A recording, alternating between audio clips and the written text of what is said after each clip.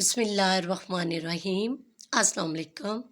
बिस्मिल्लाहिर्रहमानिर्रहीम की फ़जीलत। अल्लाह ताला ने मुसलमानों को बाज़ छोटी चीज़ों में बड़ी बरकत अता की है। बिस्मिल्लाहिर्रहमानिर्रहीम भी इसी में शामिल है। इस आयत के ज़रिए अल्लाह ताला की गायबाना मदद हासिल होती है। इस छोटी सी आयत में इस कदर ताकत है कि कोई आम इंसान इसका तसव्वुर भी नहीं कर सकता। हमारे पास बिस्मिल्लाहिर्रहमानिर्रहीम जैसी क़ुव्वत और ताकत होने के बावजूद भी अगर हम मायूस होते हैं तो ये बड़े अफसोस की बात है।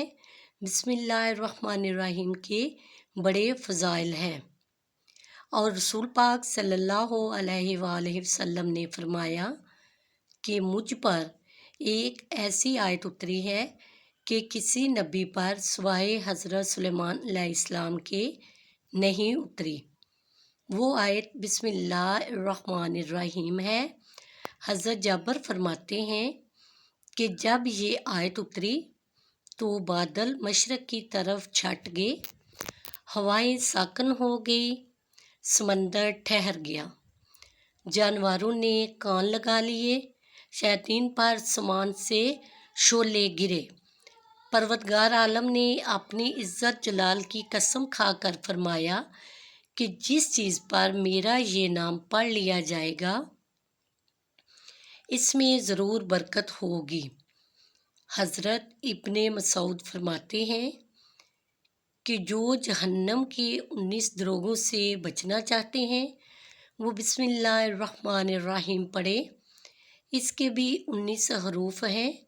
हर हर्फ पर हर फरिश्ते से बचाव बन जाएगा।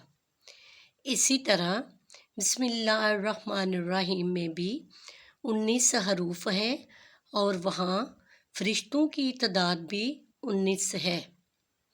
मसनद अहमद में है कि आप सल्लल्लाहु अलैहि वसल्लम की सवारी के पीछे जो सहाबी सवार थे इनका बयान है कि जब आप सल्लल्लाहु अलैहि वसल्लम की ऊँटनी ज़रा सा फिसली तो मैंने कहा कि शैतान का सत्यानाश हो, तो आप सल्लल्लाहु अलैहि वसल्लम ने कहा कि ये ना कहो, इससे शैतान फूलता है और ख्याल करता है कि गोया इसने अपनी ताकत से गिराया है।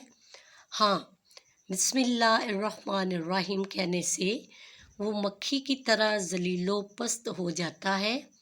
एक और हदीस में है कि जिस काम को बिस्मिल्लाहिर्रहमानिर्रहीम के बगैर शुरू किया जाए इस काम में बरकत नहीं होती और वो काम बेबरकत होता है।